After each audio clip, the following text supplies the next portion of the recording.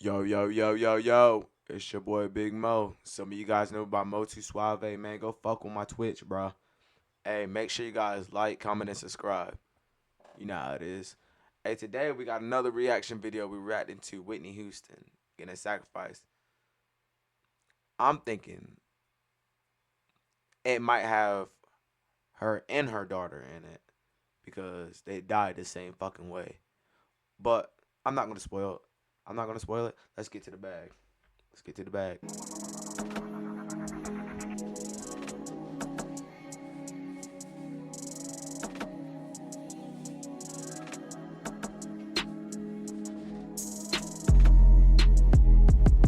Shout out my boy Black Balloon.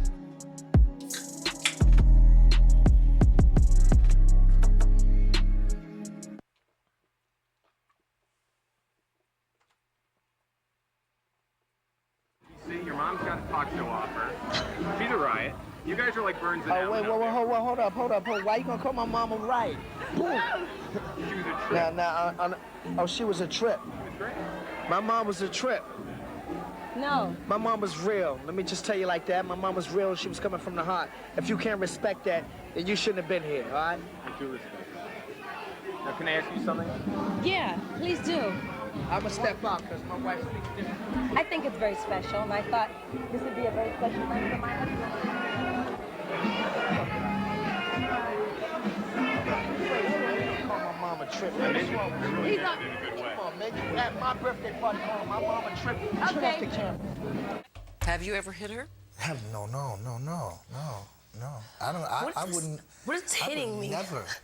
I Business. have 4 sisters, 4 aunts, a mother, 2 daughters.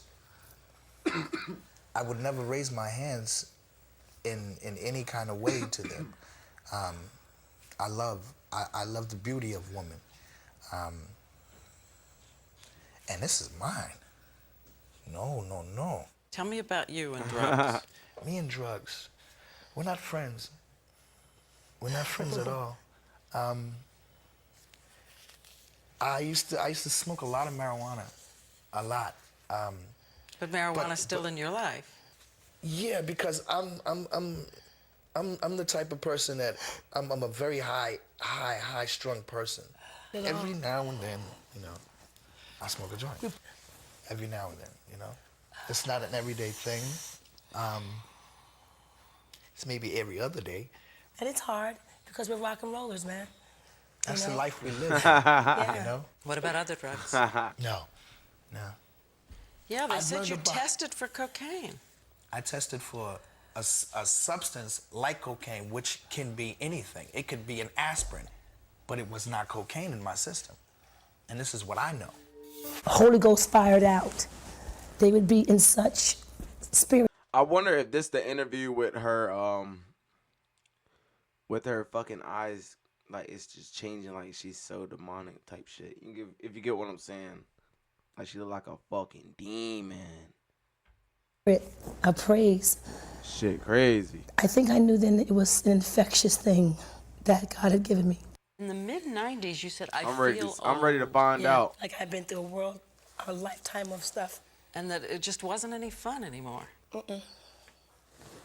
No. I enjoy what I do. I love to sing, but it's just not fun anymore. Because People are different in the industry. It's about the money. It's about get it fast. you think you're not tough enough for this business? Oh, I'm tough enough. That was a quick answer. Yeah. I mean, I've lasted this long. You gotta be. She is tough. Don't be laughing at her. She's fucking tough now. I give that to her. Lasting that long, shit, she tough. The shit that they got to do, man, just to make it, man, I wouldn't even want to be in that shit. Tough. I didn't even date in my 20s. It was rough. It was rough. I think I kind of reverted back as I got older and said, well, I'm just gonna party, It was kind of a rebel in me, Whitney dying, crack rehab fails. First of all, let's get one thing straight. Crack is cheap. I make too much money to ever smoke crack. Let's get that straight, okay? We don't do crack. We don't do that. Crack is whack. Is it alcohol? Is it marijuana? Is it cocaine? Is it pills? It has been. At times. All? At times. If you had to name the devil for you, the biggest devil among them? That would be me. You are correct. Look at her. Okay, this is the interview. Her eyes.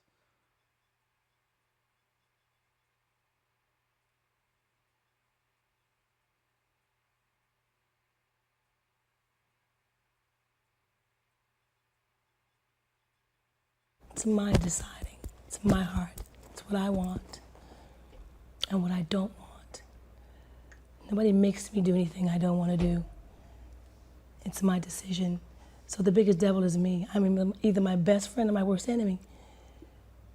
And that's how I have to deal with it. But now do you say, not at all? Or do you say, I can... Well, I'm not going to tell you that. I could tell you that I am not self-destructive. I'm not a person who wants to die. I'm a person who has life and wants to live.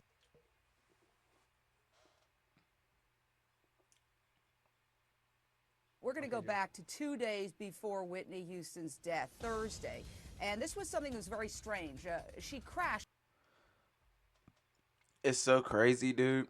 Like, I think it was Brandy and Monica that was there. I think it was Brandy and Monica. Those were the last two to see, if I'm not mistaken. An E! News interview. It was a TV interview with singers Brandy and Monica and Whitney's mentor, Clive Davis. And it was a very odd moment. Take a look, and then we're going to analyze it. Did you hear your name? Did you hear it? They've been paying tribute. They've been paying tribute. She's wet. This is my dad. It's my dad. I'll see you later. I'll see you later on. Mom, She's come wet. see her. Come. She's wet. This is the one with Brandy and Monica type shit. She was supposed to die when she was in the pool. And Clive know about that shit. Clive Davis know about it. He didn't expect her to be alive right now. Say hi come say hi to your godfather. Okay. She did it as a distraction to pass a note. Yeah. Okay, that was daughter Okay. Bobbie Christina, who gave Clive Davis a hug at Whitney's urging. I want to go to Ken Baker, E! News chief correspondent, who knows all about what happened here, because it struck me as a little odd that she's wearing sunglasses indoors. Yes, she's a movie star, but and a musician who often do wear sunglasses indoors. But what struck you about this odd interchange? Well, there's a lot of interesting things about that, and as you mentioned, this is the last known video that we really have of her before she died. And so for that reason, I think that everyone watching it at home and just everyone that I know who has seen this video, it's very moving and chilling, really, to see her in those last moments. It's the last images we really have. So that being said, a little context here. We were interviewing Brandy, Monica, and Clive Davis. They were promoting his Music Cares, the benefit that Clive Davis has every year. And they were giving an interview to us, and Whitney Houston... Put it this way, chat. If you think you can make $100 million without doing some crazy shit and et cetera to make it or whatever, to get that 100 million, man, you gotta do a lot of shit to get to that 100 million, and it's still not your fucking money. She didn't last long with that $100 million. Man, get the fuck out of here. Her ass got canceled. Just was staying at the hotel, as we know Her ass now. got canceled. She had just been at the pool and that was it for just her walking ass. by and basically hopped into the interview room unannounced, and to the surprise of everyone. And you can see in the video, including Clive and Brandy and Monica, and of course Brandy on the left there. If you look very closely, you can see that actually Whitney handed some sort of note to Brandy, and they've known each other for a very long time. And you can see that she looks at the note and then hands it off to an assistant. And if you replay it enough, you can actually see this happen. Brandy looked a little uncomfortable, it seemed to me, and to a lot of people who've seen it. I think that what you saw there was... I wonder if that was Brandy's sacrifice. Brandy and Monica, whatever. I wonder if that was her sacrifice, Whitney Houston. Because it was a come up afterwards. It was a come up afterwards. Whitney Houston, just as a lot of people did see her, which was just a very normal person, kind of didn't have a lot of boundaries, kind of spoke her mind. They always had a lot of levity to her, and was a very, very emotional, loving person. You can see there she's bringing Bobbie Christina into give a hug to Clive Davis, her godfather. So it was just a very interesting, candid moment, and just true to Whitney's form, just completely unscripted. Hey, what is going on with y'all, man? It's Black Balloon, and I'm coming back with another video, so y'all already know what's going on. Alright, y'all, look, we're gonna get right into it, right? So this video is gonna have a lot to it, because there's a lot that goes into Whitney Houston's death. But that a lot is very simple, and it's very clear and easy to see who is actually behind the sacrifice of Whitney. And also that pretty much everyone in that room knew exactly what was going on. That's what I'm In the saying. final days of Whitney Houston. Now, mind you, she did the whole interrupt the interview thing about 2 days before she died. Now, a lot foreshadowed her death. A lot. Like, I mean, a lot. Whitney Houston, her sacrifice is one of the most obvious ones for multiple reasons, and we'll go over it in this video. I guess one of the things you should know about Whitney Houston is I think she signed one of the biggest music contracts ever, to be signed. I think it may be the biggest, of $100 million to a single artist. And obviously she was named The Voice, and one of her songs was voted the, I think it's like the, Nobody Can't Pass It. I forget what title they gave it. It was like the number one, love song of all time, basically, which gives us a little bit of numerology as far as how she died 3 days before Valentine's Day. And you got to factor in the fact that she also had her song dubbed as the number one all-time love song.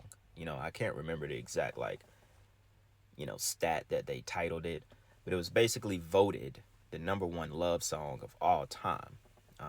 I Will Always Love You. And so that gives us just more kind of, it just gives us more symbolism around her death, just because she died 3 days before Valentine's Day. But back to her interrupting the interview. Now, this was really infamous because she passed Brandy a note, and to this day we don't know what that note said. Brandy looked very uncomfortable. She looked as if, someone was in the room that wasn't supposed to be in the room. Someone that, makes other people feel uncomfortable. You know how people treat someone that's kind of like, that became how Whitney became. They're on drugs. When they come around, people don't like them. They get uncomfortable and blah, blah, blah. That's how Brandy was looking.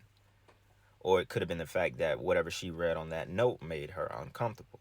Or it could have just been the fact that they thought that she was dead, because clearly she was wet. Now, they said that she had just came from the pool. But a lot of people think that they made an attempt on her life right then and there, and it just didn't work.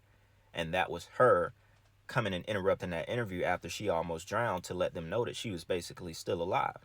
And if you pay attention to when she interrupted the interview, she made Bobbie, her daughter, come and hug Clive so she could disguise giving that note to Brandy. She didn't want Clive to turn his head and see the note that she just gave. So that's why she had Bobbie Christina come over there and kind of play it off and hug him as if, come hug your goddad. That's what she said. She was really trying to play it off. But a lot foreshadows just from that interview alone because she was wet. This was 2 days before she actually was found face down in her own tub in a hotel. That's crazy, 2 days dude. before that, in that interview that she interrupted, she was wet. She was supposedly swimming. Now, there's also another article that has been kind of dubbed off the internet. I'm going to see if I can find it that tells you literally 2 nights. Also, it might have been that same night that she interrupted the interview.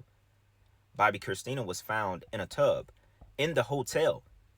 This was the first time Bobbie Christina had a, event that was similar to her mom's where she was found in a tub. And it was her daughter. Just right before, a day before, her mom was actually found dead in the tub.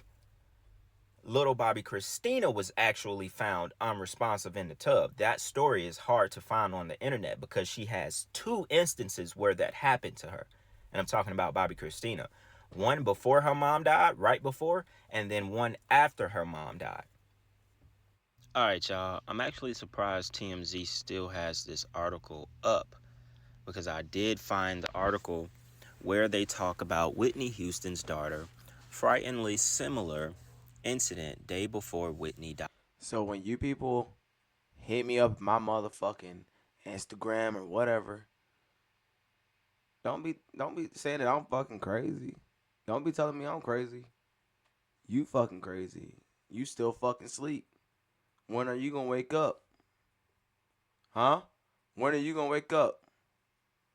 Don't be hitting me up on some bullshit. I be telling y'all sorry motherfuckers, man. Y'all better start waking up. These people got the whole world on lock. Believe that. Ain't no damn white folks. It's them boys that's got this shit on lock. It ain't no white folks. Them boys. Now I want y'all to understand something.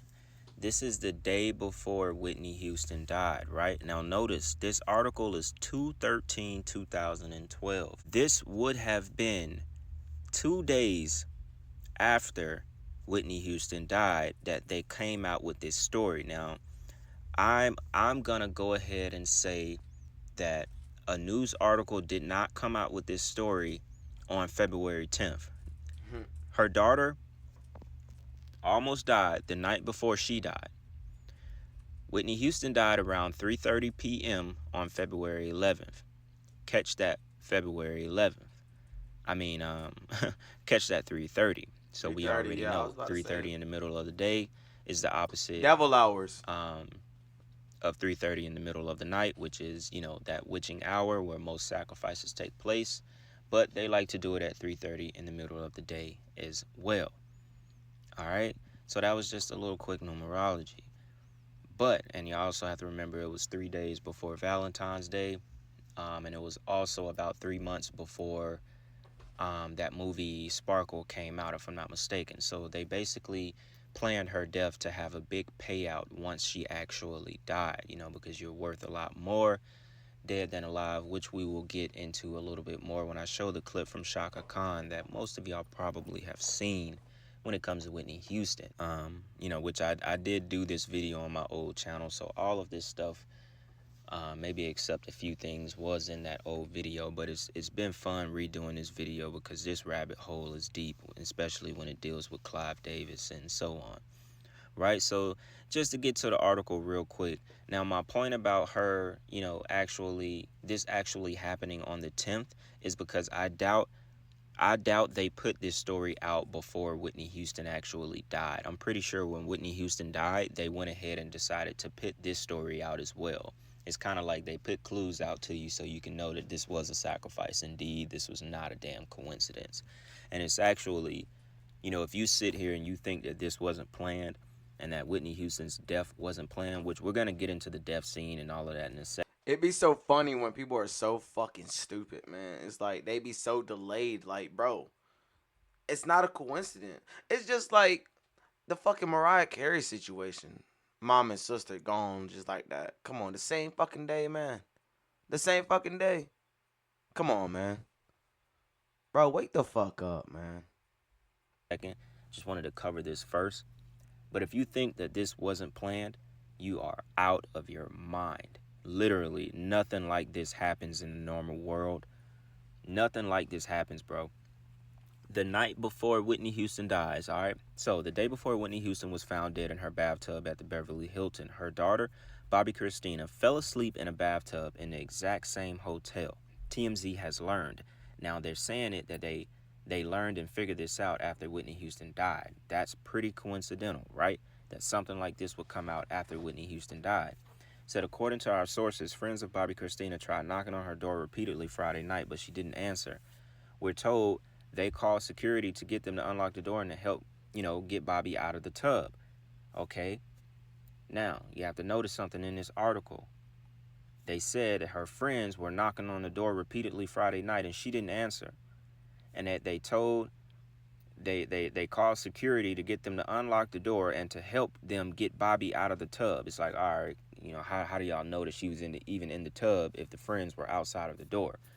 Obviously, once they got in there, they would have found out, but they wrote this article as if the friends already knew that she was in the tub. But anyway, it says our sources says it happened on the same floor of the hotel where Whitney would be found dead the next day.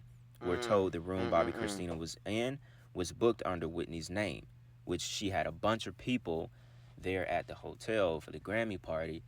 They had a bunch of hotels rented out under Whitney's name. So this right here gives us an idea. Okay, if Whitney had a bunch of rooms rented out in her name, then that means in the daughter's room and in her room there was something there set up to drug both of them, or either they didn't know exactly what room Whitney was in and they just put it in both rooms, because clearly Whitney Houston was drugged. She didn't take drugs and then accidentally drown in a bathtub like they said. They said accidental drowning, heart disease, and like drug use or something like that. They were very vague, you know what I'm saying? They said heart disease, but they didn't say anything else. They didn't say she had a heart attack. They didn't say anything. I thought she was clean, coming clean. A lot of them come clean before they get killed. A lot of them do. It's crazy. It sounds crazy, but a lot of them start to come clean before they die. Well, not that before they die, before they get murdered. But it was mostly accidental drowning. Now, she didn't drown because she had so much coke and all that in her system and all that stuff, which coke is like a upper, it more makes you upbeat than anything. Obviously, that can give you a heart attack, stop your heart, and do all of that good stuff as well. But we here, if you're on this channel, she didn't die of an overdose nor an accidental drowning. She was drugged and killed, and they placed her face down in the tub. That's how they did it. They did a ritual over her body. They kept her in the hotel. And yeah, so I'm not gonna go too much. I'm gonna save that part for later on in the video. But this part is about Bobbie Christina and how she basically foreshadowed her mom's death the night before, and how this was basically set up. In my mind, I think they tried to kill both of them that night. That, like during those days that they were actually at the hotel, because I don't want to believe that they didn't know what room Whitney was in, so they like set up some champagne or something with some super strong drug, that would for surely overdose them and send them into the next lifetime, basically. I don't think they just guessed which room and then they put it in both rooms and hoped that Whitney died. I don't think it was that way. I think they really tried to kill both of them. And it didn't work on Bobbie because she got saved, and it actually worked on Whitney the next night, because Bobbie Christina, I think, might have been 19 at that time. So she was, she was already on board. She was already, set to be a sacrifice as well, clearly, because there's no other excuse. This doesn't happen in the natural world, people. She literally drowned. She almost drowned the same way that her mom died the next night. We're not talking about one night and then 3 months later her mom dies the same way. No, we're talking about the next night, people. Not even the next night. The next day, in the middle of the day, they said they found her at 3:30. So there's no telling how long she'd already been dead. But that's no coincidence, y'all. The night before, and I'm pretty sure some people didn't even know this about Bobbie Christina. The night before, she was found in the tub the exact same way her mom died that next night. Now, if that's not something, then I don't know what is. But look, at this point, I'm going to stop talking, and I'm going to play the clip from Shaka Khan. Then I'm going to come back in this video, and we're going to wrap it up, and we're going to talk more about the death scene, Whitney Houston, Bobby Brown, Bobbie Christina, and Bobby Brown's son. And we're also going to talk about Nick Gordon, Bobbie Christina's boyfriend, and, you know, just wrap it up and basically tie it all together. All right, so check this clip out with Shaka Khan. Then I'm going to come right back, and we're going to dig a little bit deeper. You were, I think, going to go to the Clive Davis party. Yes. It was a surreal event where Whitney's body was still in the hotel, and there was this sort of party where apparently half the room were in tears, the other half were kind of partying. What did you feel about that? I thought that was complete insanity.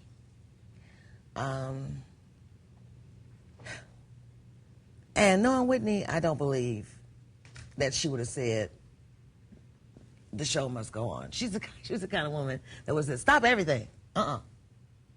I'm not going to be there. You know. I don't know what could motivate a person to have a party in a building where the person whose life he had influenced so enormously, and whose life had been affected by her. So they were like, I don't understand how that. I mean, I had Clive Davis by pure chance in here on Friday night with Jennifer Hudson. She know what it is. He obviously worshipped Whitney, and I think he must have gone through agony when he heard this news, knowing it was 2 or 3 hours till this event. Hey, Chad, but hey, this shit right here is to be continued. So it's going to be a part 2. We're going to finish out the rest on the next time I drop a video off this shit. But, yeah. It's your boy Big Mo. Some of you guys know about the Mo Too Suave. Go fuck on my Twitch, man. Go subscribe. Go fuck with a nigga, man. But, you guys have a great night, man. Make sure you like, comment, and subscribe.